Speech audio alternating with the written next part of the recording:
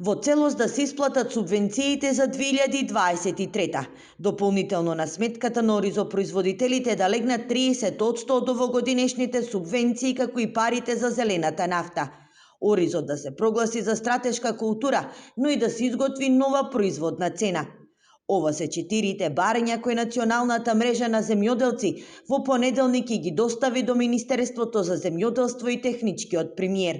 Рок за одговор даваат една недела, во спротивно излегуваат на протести. Најавуваат и граѓанска непослушност на престојните избори.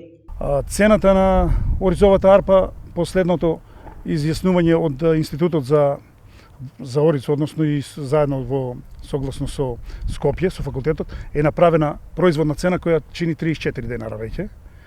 Така сега откупот е 37-38 во зависност од рандаманот. Рандаманот е катастрофален и немаме веќе сметка да го работиме. Ние работиме за 3 до 4 динара. Неколку пати овие барања оризопроизводителите ги доставуваат до ресорното министерство и премиерот, но досега никој не ги свати сериозно. Па поради ова беа приморани тракторите наместо во нивите да ги паркираат на патиштата.